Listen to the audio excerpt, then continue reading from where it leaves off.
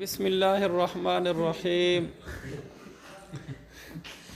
مکتبہ رحمانیہ صفحہ نمبر 191 اور مکتبہ بشرا صفحہ نمبر 266۔ فَإِنْ حَبَسَهُ فَهَلَكَ كَانَ مَضْمُونًا ضَمَانَ الرَّهْنِ۔ کاشف نے طلحہ کو وکیل بشرا بنایا تھا۔ طلحہ نے مجھ سے چیز خریدی اور پھر اپنے موکل کاشف سے اس کو روک لیا۔ اس نے مانگی، اس نے نہیں دی، اس نے کہا پہلے پیسے دو۔ چیز اس نے روک لی، مبیع کو روک لیا۔ فَحَلَكَ عِنْدَ الْوَكِيلِ، اسی وکیل طلحہ کے پاس وہ موبائل مثلا اس نے لیا تھا، مجھ سے خریدا تھا، موبائل ہلاک ہو گیا۔ اب آگے زمان کے لحاظ سے 3 قسم کے زمان کی بنیاد پر اختلاف کیا گیا ہے۔ امام ابو یوسف ندی کانا مضمونا زمان الرہن، امام ابو یوسف ندی کہ یہ مضمون ہوگا موبائل زمان رہن کے طور پر۔ وزمان البیع عند محمد، امام محمد کے نزدیک زمان بیع کے طور پر مضمون ہوگا، اور امام ابو حنیفہ کا قول بھی یہی ہے۔ اور امام ظفر کے نزدیک زمان غصب کے طور پر مضمون ہوگا۔ پہلے ان تینوں زمانوں کو سمجھ لو کہ اس طرح فرق کیا پڑے گا۔ امام ابو یوسف کے نزدیک زمان رہن کے طور پر مضمون ہوگا۔ زمان رہن میں یہ ہوتا ہے کہ جو چیز کم ہوتی ہے نا اس کا اعتبار کیا جاتا ہے۔ پہلے میں آپ کو رہن کا زمان سمجھاتا ہوں، پھر یہ مسئلہ سمجھاؤں گا۔ رہن کا زمان یہ ہے کہ میں نے اگر کاشف کے پاس کوئی چیز رہن رکھوائی ہوئی ہے، مثلا میں نے اس سے 10,000 روپے قرضہ لیا اور موبائل میں نے اس کے پاس رہن رکھوا دیا، تو ان میں سے جو اقل ہوگا نا اس کے بدلے میں وہ مضمون ہوتا ہے۔ مثلا میں نے قرضہ 10,000 کا لیا تھا اور موبائل 15,000 کا تھا جو میں نے گروی رکھوایا اس کے پاس، جو اقل ہے نا وہ اقل کے ساتھ موبائل مضمون ہوگا۔ اقل ہے 10,000 روپے، لہذا اس کے اوپر 10,000 روپے تک ضمان ہے موبائل کا۔ چنانچہ اگر اس کی غلطی سے وہ موبائل ضائع ہوتا ہے، موبائل اس کے پاس مرتہن کے پاس ہلاک ہوتا ہے، تو ایسی صورت میں اقل 10,000 ہے تو 10,000 روپے کے بدلے میں یہ مضمون تھا، 10,000 روپے کے بدلے میں ہلاک ہو گیا۔ اوپر والا جو 5,000 روپیہ ہے یہ امانت تھا اس کے پاس، تو ایسی صورت میں 5,000 روپے سے وصول نہیں کر سکتا۔ اور اگر یوں کہا جائے میں نے 10,000 روپے قرضہ لیا تھا، جو موبائل رکھوایا تھا وہ 8,000 روپے کا تھا، تو پھر عقل کے بدلے میں مضمون ہوگا۔ عقل 8,000 ہے، 8,000 روپے کے بدلے میں مضمون ہوگا، یعنی اس کو 8,000 کا ضمان دینا پڑے گا۔ 8,000 کا ضمان دینا ہوگا جبکہ 10,000 میں نے دینا ہے، لہذا یہ 2,000 اضافی مجھ سے لے گا۔ سمجھ گئے؟ یہ مطلب ہے مضمون زمان الرہن۔ تو امام ابو یوسف کے نزدیک مضمون زمان الرہن ہوگا، وہ یہ ہے کہ یہ دیکھا جائے گا کہ اس نے جو موبائل خرید کر لایا ہے اس کی قیمت کیا ہے اور اس کی ثمن کیا ہے۔ دیکھیں نیچے حاشیے میں زمانہ رہن فیعتبر الاقل من قیمتہ ومن الدین، اور دین ثمن ہے۔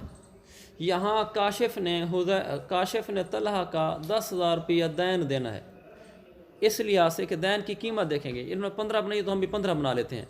مثلا یہ طلحہ مجھ سے 15,000 روپے کا موبائل لے گیا، تو اس نے 15,000 روپے کاشف سے لینے ہیں نا، تو 15,000 روپیہ دین ہو گیا، یہ ہو گیا اس کی دین، اور اس کی قیمت دیکھی جائے گی۔ مثلا قیمت تھی اس کی 10,000 روپے، قیمت 10,000 ہے لیکن موبائل کی ثمن 15,000 ہے۔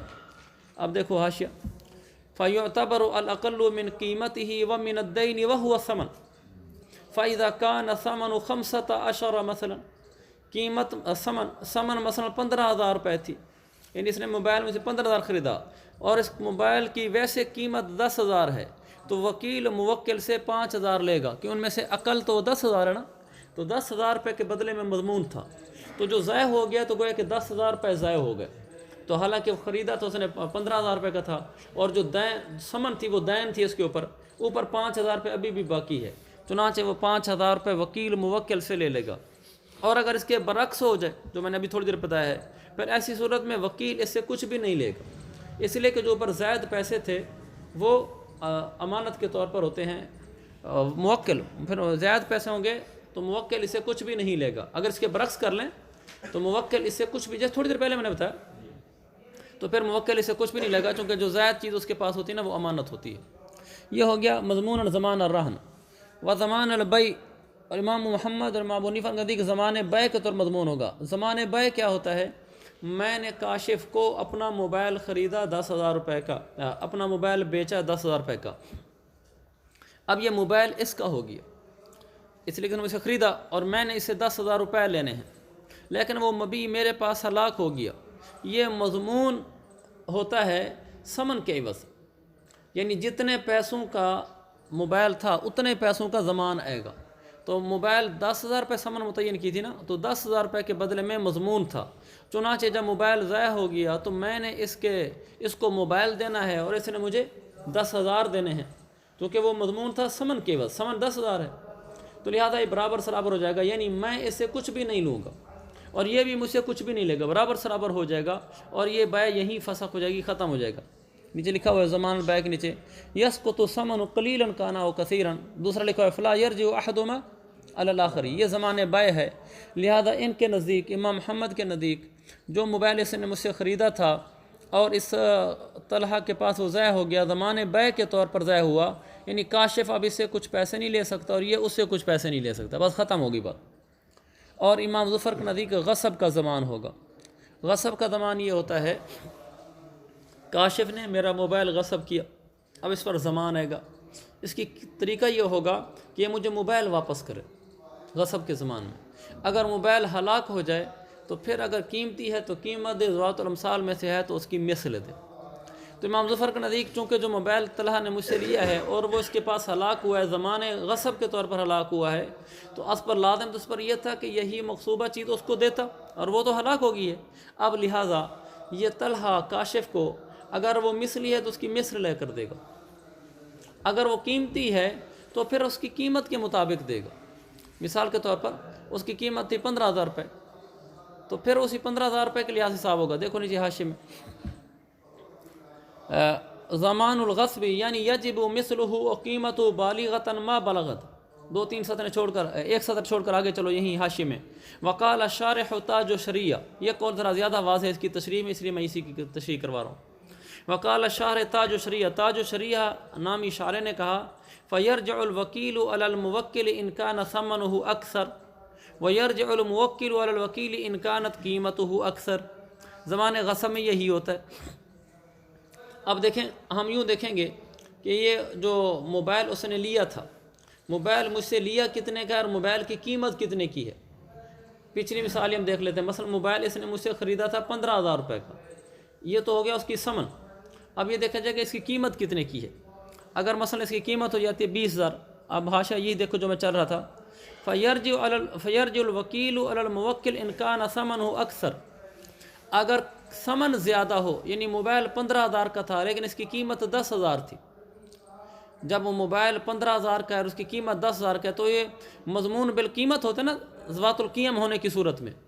جب یہ مضمون بالقیمت ہے تو 10,000 روپے کے بدلے میں مضمون تھا، اور اوپر والا جو 5,000 بچ گیا، اگر قیمت اکثر ہوگی تو وکیل موکل سے لے گا کہ مضمون تو تھا 10,000 کا، اوپر والا 5,000 اب دو، اور اگر یرجع الموکل الوکیل ان کانت قیمت اکثر، اور موکل وکیل سے لے گا اگر اس کی قیمت زیادہ ہوگی، چونکہ مضمون الغصب ہے۔ آگے لأنہ عند ظفر، اوپر متن میں جو زمان الغصب عند ظفر لأنہ منع بغیر حق، کیونکہ حبس نحق کسی چیز کو روک لینا ہے، لأنہ حبس نحق کس چیز کو روک لینا ہے۔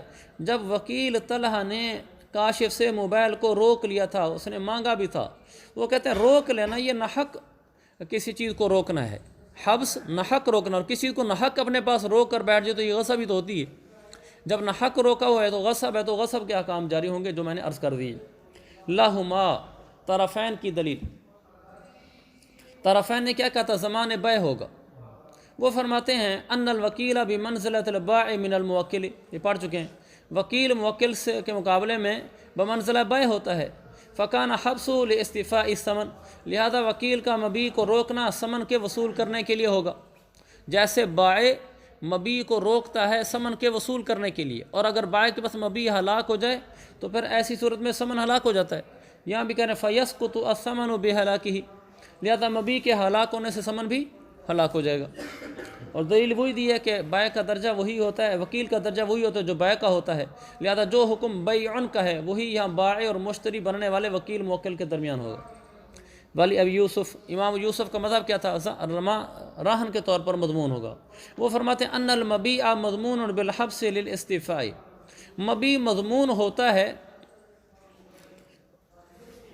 ضمیر کا مرجع، ہاں، ان المبیع، مبیع مضمون ہوتا ہے بالحبس للاستیفاء۔ اس کا ترجمہ دیکھو، مبیع استیفاء ثمن کے لیے روکنے کی وجہ سے مضمون ہوئی ہے۔ مبیع ہوئی ہے اس لیے مضمون، اس لیے کہ اس کو روکا گیا ہے استیفاء ثمن کے لیے۔ بعد علم یکن مضمونا، پہلے وہ مضمون نہیں تھی، وہو الرہن بعینہ، اور اس طرح کا روکنا تو بعینی رہن ہوتا ہے۔ دیکھیں یہاں طلحہ نے کاشف سے مبیع کو اس لیے روکا ہے کہ میں پہلے وصولی کروں گا، وصولی کرنے کے لیے روک لینا، یہ کہتے ہیں بعد اس کے کہ پہلے مضمون نہیں تھی۔ جب طلحہ کے پاس میرا موبائل پہنچا ہے، اگر کاشف اسے مانگے اٹھا کر دے دے، اس پر مضمون نہیں تھا، یہ مضمون نہیں تھا، پھر اس نے پیسے وصول کرنے کے لیے اپنے پاس چیز روک لی ہے، اب اس پر مضمون ہو گئی ہے۔ تو یہ بالکل راہن کے اندر صورتحال یہی ہوتی ہے کہ راہن کے اندر بھی آدمی کسی چیز کو وصول کرنے کے لیے کوئی چیز اپنے پاس روک کے رکھ کے بیٹھ جاتا ہے، تو وہ چیز مضمون حالانکہ پہلے نہیں ہوتی، لیکن اپنے پاس چیز روک لیتا ہے کہ یہ میرے پاس بطور گروی ہو گئی، اب جب تک پیسے نہیں دے گا میں نہیں دوں گا۔ وہ کہتے ہیں یہی تو راہن ہوتا ہے، اور یہاں بھی وہ راہن والا معاملہ کر رہا ہے، لہذا ضمان راہن ہوگا۔ باقی آپ نے جو مبیع والی بات کی تھی کہ اس کا حکم بالکل مبیع کی طرح بظاہر نظر آتا ہے کہ جیسے مبیع کو روکا جا رہا ہوتا ہے اس کو بھی روکا جا رہا ہے، انہوں نے کہا ایسا نہیں ہے، بخلاف المبیع، برخلاف مبیع کے۔ یہ اصل میں طرفین کے قول کو نفی کرنے کے لیے کہا جا رہا ہے کہ طرفین کہتے ہیں کہ جو چیز اس نے روک کر رکھی ہوئی ہے وہ ایسے جیسے مبیع روک کر رکھا ہوا ہو، لہذا بائع اور مشتری والے احکام جاری ہوں گے، راہن اور مرتہن والے احکام جاری نہیں ہوں گے۔ تو امام یوسف نے فرمایا کہ نہیں، اس نے جو چیز کو روکا ہوا ہے اس پر مبیع کے احکام نہیں لاگو ہوں گے، بلکہ مرہونہ شے کے احکام لاگو ہوں گے، یعنی بائع مشتری والا حساب نہیں ہوگا، راہن مرتہن والا ہوگا، یعنی عقد الرہن ہوگا، عقد البیع نہیں ہوگا۔ کیوں؟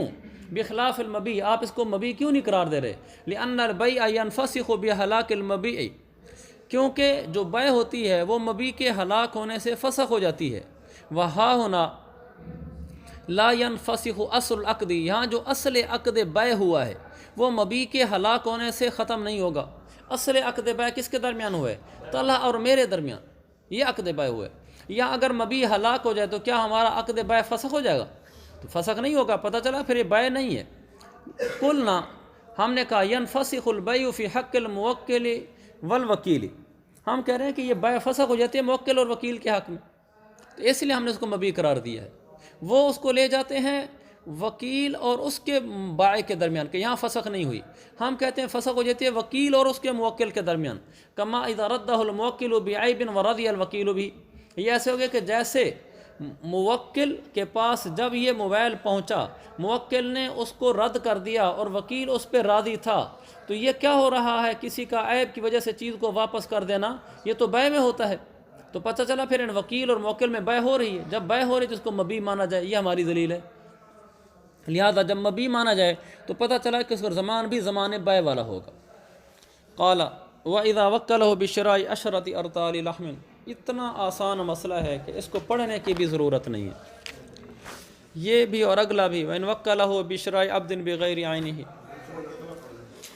وَإِذَا وَكَّلَهُ بِشِرَاءِ عَشْرَةِ أَرْطَالِ لَحْمٍ بِدِرْهَمٍ، 10 کہ رطل لحم لینے کا وکیل بنایا 1 درہم کا۔ میں نے، بلکہ یہ جو چل رہا ہے وہی بناتے ہیں، کاشف نے طلحہ کو وکیل بنایا کہ جو 10 رطل، آپ اس کو نا آسانی کے لیے 10 کلو کر لو، درہم سمجھو مہنگی کرنسی ایسے سمجھو۔ کاشف نے کہا طلحہ کو جو 1 درہم کا 10 کلو گوشت لے آؤ، ٹھیک ہے، 10 ارطال لحم، لحم کے 10 کلو، بھی درہم 1 درہم کے بدلے میں خرید کے لو، یعنی وہ ایک گوشت ہوتا ہے جو 1 درہم میں 10 کلو آتا ہے، جو وہ لے کرو۔ فاشترى 20 رطلا بدرہم من لحم یباع منه 10 ارطال بدرہم، ماشاءاللہ یہ آگے طلحہ اچھا نکلا، اس نے جا کر اس 1 درہم کا 20 رطل لیے اسی گوشت میں سے، کہ جس گوشت میں سے 10 رطل 1 درہم کے بکتے ہیں۔ تو یہ اس کا میرے پاس آیا، اس کا مجھ سے کوئی تعلق تھا، دوستی تھی، تو وہی چیز جو باقی 10 رطل 1 درہم کا بکتا ہے، میں نے اس کو 20 رطل دے دیا، چیز وہی ہے، چیز گھٹیا نہیں دی میں نے، لیکن زیادہ مقدار میں دے دی۔ لازم الموکل، اس مثال ہے، مثلا آپ اس کو 10 لیٹر کی بجائے 12 لیٹر کہہ دو، 10 لیٹر کی بجائے 12 لیٹر اس نے لے لیا، مجھ سے تھوڑی سی رعایت کروا لی، تعلق کی سے تھوڑا زیادہ لے لیا، اس نے 20 لیٹر دی ہے، ذرا آسانی والی مثال۔ تو موکل کو اس میں سے 10 درہم لازم 10 کلو گوشت لازم ہوگا آدھے درہم کے بدلے میں، امام صاحب کہتے ہیں۔ جب یہ واپس لے کر جائے گا، کہے گا جی 1 درہم کا 20 کلو لائے ہوں، تو وہ کہے گا میں نے تو آپ کو 10 کلو کا کہا تھا، لہذا 10 کلو مجھے دے دو اور آدھا درہم بھی مجھے واپس کرو۔ دوسرا آدھا درہم کے بدلے میں 10 کلو گوشت لینا میرے اوپر لازم نہیں۔ اور صاحبین فرماتے ہیں یلزمہ العشرون بدرہم، پورے 20 کلو لازم ہو جائیں گے 1 درہم کے بدلے میں، کہ پورا 20 کلو رکھو اور مجھے 1 درہم دو۔ اختلاف ہو گیا۔ بعض نسخوں میں یہ ہے کہ امام محمد کا قول امام حنیفہ کا ذکر کیا گیا ہے، اور امام محمد نے اپنی اصل میں یہ اختلاف ذکر ہی نہیں کیا۔ ویسے بہرحال واللہ عالم کس کا کیا ہے، البتہ اتنا ہو گیا کہ ایک طرف امام ابو یوسف ہو گئے، ایک طرف امام ابو حنیفہ ہو گئے، یہ اختلاف تو پکا ہو گیا نا۔ اس لیے انہوں نے کہا ولی ابی یوسف، یہ نہیں کہا ولہما۔ تو ابو یوسف کی دلیل یہ ہے، انہوں نے کیا کہا تھا، 20 کلو پورے رکھے گا اور 1 درہم دے گا، بالکل آسان ہے۔ وہ فرماتے ہیں انہ امرہ بصرف درہم فی اللحم، کہ کاشف نے طلحہ کو حکم دیا تھا کہ تم یہ درہم گوشت کے اندر خرچ کر کے آؤ۔ یہ 1 درہم دیا، کہا جاؤ اس کا 10 کلو گوشت لے لو، اور وہ یہ سمجھا کاشف کہ اس کا ریٹ ہی 10 کلو ہے۔ جب وکیل نے اس 1 درہم کا 20 کلو خریدا تو وکیل نے اس کے لیے خیر میں اضافہ کر دیا، بھی تم 1 کلو کا 10 کلو، 1 درہم کا 10 کلو کہہ رہے تھے، میں نے 20 کلو کو لا دیا، اس کا بھلا کیا ہے۔ یہ بالکل ایسے ہو گیا جیسے کاشف نے طلحہ کو وکیل بنایا کہ میرا غلام 1000 کا بیچ کر آؤ، اور اس نے آگے 2000 کا بیچ دیا۔ تو اس صورت میں اے ابو حنیفہ تم بھی کہتے ہو کہ ٹھیک ہے 2000 کا جب بیچا ہے تو پورے 2000 کاشف لے گا۔ کاشف یہ نہیں کہے گا تو میں نے کہا تھا میرا غلام 1000 کا بیچو، تم نے 2 کا بیچا، دوسرا 1000 تم رکھ لو، بلکہ دوسرا 1000 بھی کاشف ہی کا ہوگا، اس کو زبردستی لے سکتا ہے۔ چونکہ یہاں وکیل نے اپنے موکل کا بھلا کیا ہے، خیر میں زیادتی کی ہے، لہذا خیر اسی کی طرف جائے گی۔ تو چنانچہ یہاں بھی 10 کلو کے بجائے 20 کلو لایا ہے تو یہ 10 کلو بھی اسی کی طرف جائے گا۔ امام حنیفہ نے فرمایا تھا نہیں 10 کلو رکھ لے گا آدھا درہم کے بدلے میں۔ وہ فرماتے ہیں موکل نے وکیل کو حکم دیا تھا 10 کلو بشرائی عشرتن، وہ لکھا بشرائی قدر مسمى، ایک متعین ذکر کردہ مقدار کے خریدنے کا وکیل بنایا تھا۔ ولم یامرہ بشراء زیادتی، زیادہ خریدنے کا وکیل ہی نہیں بنایا تھا 10 کلو سے زیادہ، لہذا اس کی خریداری اسی پر ہوگی۔ شراؤہا کا مرجع زیادہ کی طرف جائے گا، جو زیادہ کے زیادتے کی خریداری ہے وہ اسی وکیل کے سر پڑے گی۔ بنا میں لکھا ہے لکونہ غیر مامورا بھی، اس لیے کہ وہ 10 سے زیادہ میں مامور بھی نہیں تھا، 10 سے اوپر جو اس نے خریدا ہے تو اس نے اپنے خریدا ہے۔ وشراء العشرۃ علی الموکل لأنہ اتی بالمامور بھی، آسان ہے نا بالکل۔ 10 کی خریداری موکل کے لیے پڑے گی کیونکہ اس میں اس نے مامور بھی کو پورا کیا ہے وکیل نے، برخلاف بخلاف ما استشہد بھی، برخلاف اس کے کہ جس سے امام ابو یوسف نے استشہاد کیا۔ انہوں نے کیا کہا، غلام بھیجا تھا کہ 1000 کا بیچ کر اس نے 2000 کا بیچا تو دونوں 1000 اسی کے ہوں گے، تو یہاں بھی 20 کلو اسی کے ہونے چاہیے۔ امام ابو حنیفہ نے فرمایا نہیں، برخلاف اس مسئلے کے لأن زیادۃ ہناک بدل ملک الموکل، کیونکہ وہاں جو زیادتی ہے تو موکل کی ملک کا بدل ہے، بڑا زمین آسمان کا فرق ہے۔ وہ جو اس کو 1000 روپے اوپر سے ملا ہے وہ کس چیز کا ملا ہے، غلام کے بدلے ملا ہے، تو غلام کسی کی ملک تھا، موکل کی ملک، تو لہذا اوپر پیسے بھی اسی کے ہوں گے، وہ تو بالکل نظیر الگ بنتی ہے۔ فتکون زیادۃ لہو، لہذا زیادتی بھی اسی موکل کی ہوگی۔ اچھا، یعنی وہ اوپر 1000 والی زیادتی وہ اسی کو ملے گی۔ بخلاف ما اذا اشترى، اب اس کا تعلق بخلاف کا ہے اوپر متن کے ساتھ۔ ہم نے کہا تھا فاشترى 20 رطلا بدرہم، وہ ہم نے پڑھا تھا نا، اور اس میں ہم نے اختلاف بیان کر دیا تھا، وہ تب تھا دیکھو اوپر متن میں فاشترى 20 رطلا بدرہم من لحم یباع منه 10 ارطال بدرہم، وہ زبانی سمجھو۔ اوپر متن میں ہم نے یہ پڑھا کہ اس نے 10 کلو گوشت خریدنا تھا 1 درہم کا، تو جو گوشت 10 کلو 1 درہم ملتا ہے بالکل وہی گوشت اس نے 20 کلو خریدا ہے، یعنی زیادہ خریدا ہے، اس میں اختلاف ہو گیا۔ لیکن اگر اس نے گھٹیا قسم کا گوشت 20 کلو لے کر آیا 1 درہم کا، یعنی وہی گوشت نہیں لایا، ہلکا گوشت پڑا تھا وہ 20 کلو مل رہا تھا، اس نے وہ لے لیا، تو اب وہ سارا وکیل کے سر پڑے گا، اس لیے کہ اس پر تو موکل کبھی بھی راضی نہیں ہوگا کہ تو ہلکی چیز لے کر آ، برخلاف اس صورت کے ما اذا اشترى ما يساوي 20 رطلا بدرہم، برخلاف اس صورت کے جب اس نے خریدا وہ گوشت جو گوشت 1 درہم کے بدلے میں آتا ہی 20 رطل ہے۔ یہ پیچھے تو سانا کہ وہ گوشت جو 1 درہم کے بدلے میں آتا 10 رطل ہے، لیکن اس کو اس نے 20 دیے۔ یہاں اس نے وہ گوشت خریدا جو 1 درہم کے بدلے میں ہوتا ہی 20 رطل کے برابر ہے، اس کی کوالٹی ہی اتنی گھٹیا ہے، گھٹیا گوشت ہے، تو اس صورت میں حیث یسیر مشترین لنفسی بالاجماع، تو پھر وکیل بالاجماع اپنی ذات کے لیے خریدنے والا ہوگا، لأن الامر یتناول السمین وہذا محظور، کیونکہ موکل کا امر وہ تو شامل تھا موٹے تازے گوشت کو، عمدہ گوشت لے کرو، اور وہذا محظور، یہ گوشت تو بالکل گرا پڑا لاغر سا ہے، بالکل بوڑھا اور بیمار جانور ہے، اس لیے بھی اس کو مل گیا، فلم یحصل مقصود العامر، عامر کا مقصود تو حاصل نہیں ہوا، لہذا اس نے عامر کا جب حکم نہیں مانا تو اس کے اپنے سر ہی پڑے گا۔ آسان تھا نا بالکل، اس لیے میں نے کہا پڑھنے کی ضرورت بھی نہیں تھی۔ آگے اگلے مسئلے بھی ایسے ہیں، وَلَوْ وَكَّلَهُ بِشِرَاءِ شَيْءٍ بِعَيْنِهِ، بالکل آسان ہے یہ۔ اگر کاشف نے طلحہ کو کسی متعین چیز کے خریدنے کا وکیل بنایا کہ جاؤ یہ والا موبائل خرید کے لو یا یہ والی بکری خرید کے لو، فَلَيْسَ لَهُ أَن يَشْتَرِيَهُ لِنَفْسِهِ، جب کاشف نے اس کو کہہ دیا کہ جاؤ یہ والی بکری جو کھڑی ہے نا یہ میرے لیے کرو، اب طلحہ کو اجازت نہیں ہے کہ جا کر اس بکری کو اپنے لیے خریدے، کیوں؟ لِأَنَّهُ يُؤَدِّي إِلَىٰ تَغْرِير، لفظ ہے، آپ کے یہاں تعزیر تو نہیں لکھا ہوا، تغریر، ہمارے ہاں تعزیر ہے، اس کو ٹھیک کر لیا جائے، رحمانیہ والا۔ یؤدی الی تغریر، یہ غرر سے ہے، دھوکہ دینا، لأنہ یؤدی الی تغریر العامر، کیونکہ اس کو اپنی ذات کے لیے خریدنا یہ تو عامر کو دھوکہ دینا ہے، تو اس کو دھوکہ دے رہا ہے۔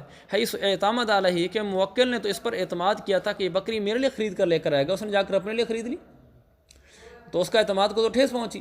وَلِأَنَّ فِي شِرَائِهِ لِنَفْسِهِ أَزْلَ نَفْسِهِ، دوسرا بات یہ کہ اپنی ذات کے لیے خرید لینے کا مطلب یہ ہے کہ اس نے اپنے آپ کو وکالت سے معزول کر دیا ہے کہ میں بھی اب آپ کا وکیل نہیں رہا، حالانکہ وَلَا يَمْلِكُ عَلَىٰ مَا قِيلَ إِلَّا بِمَحْضٍ مِّنَ الْمُوَكِّلِ، حالانکہ یہ مالک نہیں ہے جیسا کہ کہا گیا ہے مگر یہ کہ موکل کی موجودگی میں، یعنی وکیل اپنے آپ کو معزول کرنے کا مالک نہیں ہے مگر موکل کی موجودگی میں، اگر اس نے معزول کرنا تھا تو موکل کی موجودگی میں معزول کرتا، وہاں سے کہہ کر آیا آپ کے لیے بکری خریدنے جا رہا ہوں، یہاں آ کر اپنے آپ کو خود معزول کر کے اپنے لیے خرید لی، اس کی تو اس کی اجازت ہی نہیں ہے۔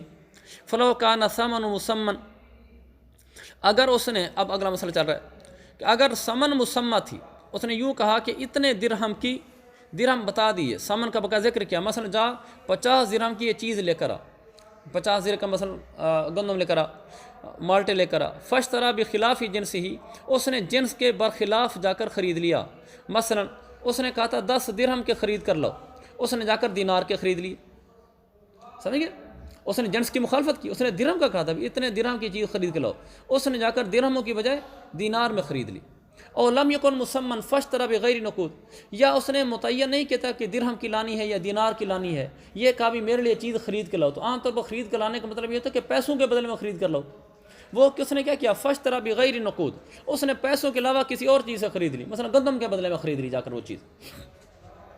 او وکل وکیلا بشرائه، یا وکیل نے آگے کسی اور کو وکیل بنا دیا خریداری کا، موکل نے اس کو کہا تھا تو خرید لے، اور اس نے آگے سوئے ہوئے آدمی کو بنا دیا جو اس کا دوست سوتا رہتا ہے، نام نہیں لیتا میں ریکارڈنگ میں، تو اس نے اس کو کہہ دیا کہ جا بھی تو خرید کر لے کر آ۔ فاشترى الثانی، وہ جو دوسرا تھا تو اس نے جا کر خریداری کر لی، وہو غائب، اس حالت میں کہ پہلا وکیل یعنی طلحہ غائب تھا، طلحہ موجود نہیں تھا۔ ان تمام صورتوں میں یثبت الملک للوکیل الاول فی هذه الوجوہ، ان تمام صورتوں میں جو پہلا وکیل ہے یعنی طلحہ، یہ ملک اسی کے لیے ثابت ہوگی، لأنه خالف امر العامری، کیونکہ اس نے تمام صورتوں میں عامر کے امر کی مخالفت کی ہے، فنفذ الشراء علیہ، لہذا شراء خریداری اسی طلحہ پر نافذ ہوگی، ولو البتہ آخری صورت، ولو اشترى الثانی بحضرت الوکیل الاول، اگر وکیل کے وکیل یعنی طلحہ کا جو وکیل تھا، آگے تو آپ سمجھ گئے ہوں گے، جو طلحہ کا وکیل ہے اگر اس نے خریدا طلحہ کی موجودگی میں، نفذ علی الموکل الاول، اب یہ شراء موکل اول یعنی کاشف کے اوپر نافذ ہوگی، لأنه حضرہ رأیہ، کیونکہ اب اس کے پاس وکیل یعنی طلحہ کی رائے بھی موجود تھی، دیکھا نا جب وہ خرید رہا تھا طلحہ کی موجودگی میں تو طلحہ دیکھ رہا نا، گویا کہ طلحہ بھی راضی ہے، اور دراصل کاشف طلحہ پہ راضی تھا، تو طلحہ بھی دیکھ رہا تھا تو ٹھیک ہو گیا، تو اب موکل کے لیے خریداری ہوگی، فلم یکن مخالفا، ایسی صورت میں اب یہ مخالفت نہیں ہوگی اور مخالفت کرنے والا وہ نہیں ہوگا۔ اگلا مسئلہ بالکل آسان ہے، وَإِنْ وَكَّلَهُ بِشِرَاءِ عَبْدٍ بِغَيْرِ عَيْنِهِ، اگر کاشف نے طلحہ کو وکیل بنایا کہ ایک غیر معین غلام خریدنے کا، کہ جاؤ ایک غلام خرید کر لو، فاشترى عبدا، اس نے جا کر کوئی بھی غلام خریدا، فهو للوکیل، تو وہ غلام وکیل کا ہوگا، خریدنے کے بعد وہ یہ نہیں کہے گا موکل میں نے آپ کے لیے خریدا، کیونکہ اس نے غیر معین کہا ہے۔ جیسے کہ مثال یوں لے ہو، کاش نے اس کو کہا یار راجا میرے لیے سموسے بھی لیتے آنا، بازار جا رہے ہو، واپسی پہ تو میرے لیے 1 کلو مالٹے بھی لیتے آنا۔ تو یہ نہیں کہ جا کر جس ریڈی پہ کھڑے ہو کہ مالٹے خریدے کام کہیں گے یہ کاشف کے ہوگا، یہ ضروری نہیں ہے۔ اس نے جا کر وہاں دکان پہ جا کر سموسے منگائے، لڑکا ساتھ ہے، یار 2 سموسے دینا، ہم نے کہا یہ کاشف کے ہو گئے، نہیں، اس نے غیر معین کہتے جو سموسے خریدے گا اس کے اپنے ہو گئے۔ تو جو یہ خریدے گا تو وہ وکیل کا ہوگا، الا یقول نویت الشراء للموکل، مگر یہ کہ میں نے اس میں موکل کے لیے خریدنے کی نیت کی کہ یہ جو میں مالٹے لے رہا تھا میرے دل میں یہ تھا میں وکالت کے طور پر خرید رہا ہوں۔ اس کا فرق پڑے گا نا، کیونکہ اگر ہلاک ہو گئے تو اگر اس کی تعدی کے بغیر ہلاک ہو گئے تو ضمان نہیں ہوگا، اگر اس کے لیے ہوں گے تو پیسے اسی کے ضائع ہوں گے۔ مگر یہ کہ یوں کہ میں نے موکل کے لیے شراء کی نیت کی تھی، او یشتریہ بمال الموکل، یا یہ طلحہ کاشف کے دیے ہوئے نوٹوں سے اس کے پیسوں سے خریدے تو بھی پھر یہ کاشف کے لیے ہی شمار ہوگا۔ اب اگر بالفرض بغیر تعدی کے ہلاک ہو گیا تو اب ضمان نہیں ہوگا اور ثمن اسے وصول کرے گا، ورنہ اس کا اپنا ہوگا۔ مصنف فرماتے ہیں هذه المسألة على 3 وجوہ، اس مسئلے کی دراصل 3 صورتیں بنتی ہیں، لکھا تو ہے علی وجوہ، میں ویسے بتا رہا ہوں 3 صورتیں بنتی ہیں۔ پہلی صورت ہے ان اضاف العقد، اور دوسری صورت اس کے اوپر نا نمبر 2 نمبر دیے ہوں تو ٹھیک ہے، آگے چلو۔ ان اضاف العقد، اگر اس نے عقد کو منسوب کر دیا، یعنی وکیل نے عامر کے دراہم کی طرف، تو عامر کے ہی ہوں گے، یعنی اس نے کہہ دیا یہ جو مجھے عامر نے 10 درہم دیے ہیں اس کے بدلے میں نے مالٹے خریدے تو یہ عامر کا ہوگا۔ وَهُوَ الْمُرَادُ عِنْدِي، اور میرے نزدیک یہی مراد ہے مصنف کے جو اوپر ہے نا ان کے قول، او یشتریہ بمال الموکل، موکل کے مال سے خریدنے کا مطلب یہی ہے کہ وہ یوں کہے کہ میں موکل کے مال کے بدلے میں خرید رہا ہوں، دون نقد من مالہ، نہ کہ یہ مراد ہے کہ اس کے پیسوں میں سے اٹھا کر ادا کرے۔ آپ فرق سمجھے؟ وہ کہہ رہا ہے کہ موکل کے مال میں سے دینے کا مطلب یہ ہے کہ وہ عقد کرتے وقت یہ نسبت کرے کہ موکل کے دیے ہوئے مال کے پیسوں مال سے میں یہ چیز خرید رہا ہوں اور اسی کی طرف عقد منسوب کرتا ہوں۔ یہ مطلب نہیں ہے یشتریہ بمال موکل کہ اس نے منسوب نہیں کیا عقد کو اس کی طرف، ویسے اس کے دیے ہوئے پیسوں میں سے اٹھا کر ادا کر دیے، یہ مراد نہیں ہے، کیونکہ لأن فیہ تفصیلا وخلافا، کیونکہ اگر اس نے ایسا کیا کہ موکل کے مال میں سے اٹھا کر دے دی تو اس میں تفصیل بھی ہے، اختلاف بھی ہے۔ یہ جو مسئلہ بیان ہو رہا ہے نا یشتریہ من بمال موکل کا مطلب یہ ہے کہ وہ کہے یہ درہم جو مجھے کاشف نے دیے تھے ان درہم کے بدلے میں نے اب سے مالٹے خریدے تو پھر مالٹے کاشف کے ہوں گے۔ وہذا بالاجماع، اور یہ مسئلہ تو بالکل بالاجماع ہے، یعنی جو مسئلہ ہم اب اوپر چل رہے ہیں یشتریہ بمال موکل والا، یہ تو اجماعی ہے۔ وہذا بالاجماع، اور یہ مسئلہ بالاجماع کون سا؟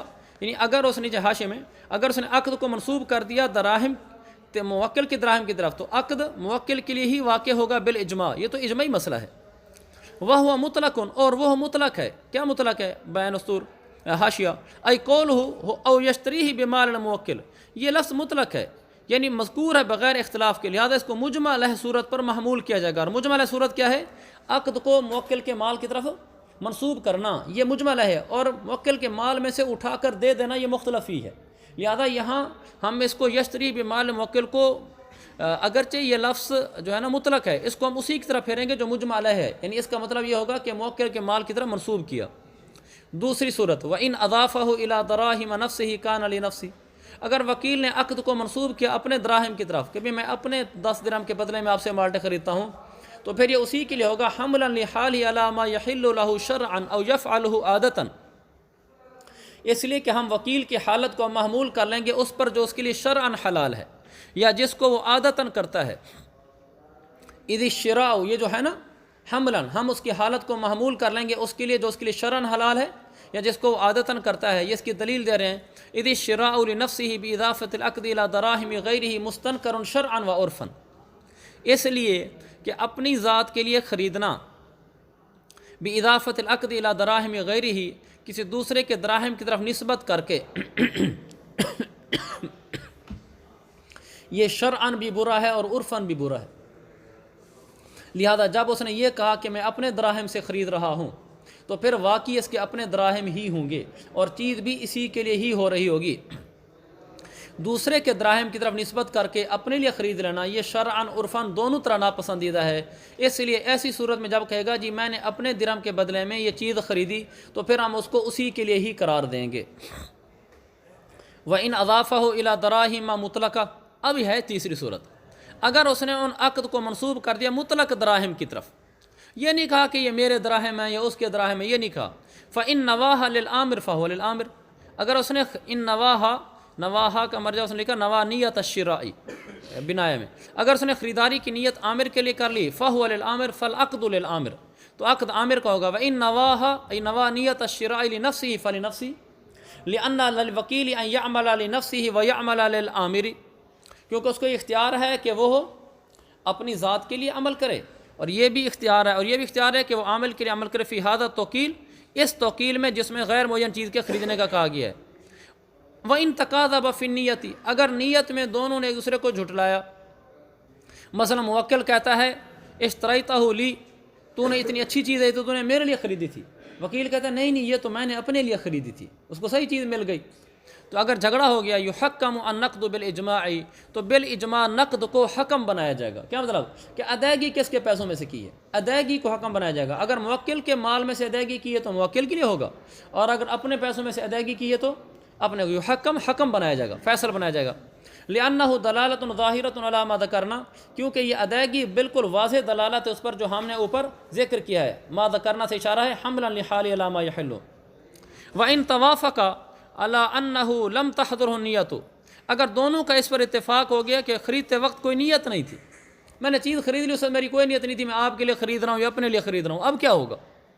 امام محمد فرماتے ہیں یہ عاقد کی چیز ہوگی، کیونکہ اصل یہ کہ ہر ایک آدمی اپنے لیے عمل کرتا ہے، مگر یہ کہ جب اذا ثبت جعلہ لغیرہ، مگر یہ کہ عمل کا غیر کے لیے کرنا یہ ثابت ہو جائے پھر غیر کے لیے ہوتا ہے. ولم یثبت، اور یہاں ثابت نہیں ہوا. کیوں ثابت نہیں ہوا؟ اس نے کچھ ایسا بتایا نہیں کہ میں فلاں کے لیے خرید رہا ہوں، تو اصل جو انسان اپنے لیے خریدتا ہے لہذا اسی کے لیے ہوگا. امام یوسف فرماتے ہیں یہاں بھی نقد کو حکم بنایا جائے گا کہ ادائیگی کہاں سے کی ہے. لأن ما اوقعہ مطلقا یحتمل الوجہین، کیونکہ وہ کام جس کو وکیل نے مطلقاً بغیر نیت کے سر انجام دیا اس کی دو ہی صورتیں ہو سکتی ہیں، یعنی وہ موکل کے لیے بھی خرید سکتا ہے، اپنے لیے بھی خرید سکتا ہے. فَيَبْقَى مَوْقُوفًا، لہذا اب یہ موقوف رہے گا. فَمِنْ أَيِّ الْمَالَيْنِ نَقَدَ فَقَدْ فَعَلَ ذَلِكَ الْمُحْتَمَلَ لِصَاحِبِهِ، پھر وہ دو مالوں میں سے جس مال سے بھی ادائیگی کر دے گا تو اس نے فقد فعل ذلك المحتمل، وہی محتمل کیا ہے لصاحبہ، اس مال والے کے لیے، جو محتمل اس مال کا ہوگا، اسی جن نقد جس مال سے ادائیگی ہو رہی ہوگی اسی مال کو، ہاں اسی احتمال کو پختہ کر دیں گے. دونوں احتمال تھے نا کہ موکل کے لیے بھی ہو سکتا ہے، اپنے کے لیے ہو سکتا ہے، لیکن جس مال سے ادائیگی کی تو وہ محتمل پکا ہو گیا. وَلِأَنَّ مَعَ تَصَادُقِهِمَا يَحْتَمِلُ النِّيَّةَ لِلْآمِرِ، اور دوسری اس وجہ سے بھی کہ جب دونوں تصادق ہو، یعنی جب دونوں کا اس بات پر اتفاق ہے کہ نیت حاضر نہیں تھی، تو يَحْتَمِلُ النِّيَّةَ لِلْآمِرِ، تو عامر کے لیے نیت کا بھی احتمال رکھتا ہے. وَفِيمَا قُلْنَاهُ حَمْلُ حَالِهِ عَلَى الصَّلَاحِ، اور جو بات ہم نے کہی ہے کہ نقد کو حکم بنا لو، وکیل کی حالت کو محمول کرنا ہے صلاح کے اوپر. صلاح یہی ہے ہوا اللہ یکون الوکیل غاصباً علی تقدیر نقد من مال العامری، کہ وکیل نقد کی صورت میں عامر کے مال میں سے ادائیگی کی صورت میں غاصب نہ ہو. دیکھو جب دوسرے کے مال میں سے ادائیگی کر کے خود اپنے پاس چیز رکھ رہا ہوگا تو غصب شمار ہوگا، تو اس لیے اسی پر محمول کریں گے. کما فی حالت التقاضبی، جیسا کہ جھوٹ ایک دوسرے کو جھٹلا رہے ہیں تو بھی یہی ہم کہتے ہیں کہ ادائیگی کہاں سے کی ہے، نقد کہاں سے ہوئے. وَالتَّوْكِيلُ بِالْإِسْلَامِ فِي الطَّعَامِ عَلَى هَذِهِ الْوُجُوهِ، اور اگر بیع سلم کے اندر توکیل کی ہے اناج کے اندر تو اس میں بھی یہی تینوں صورتیں ہوں گی، یعنی توکیل بشراکی وفاقاً اختلافاً.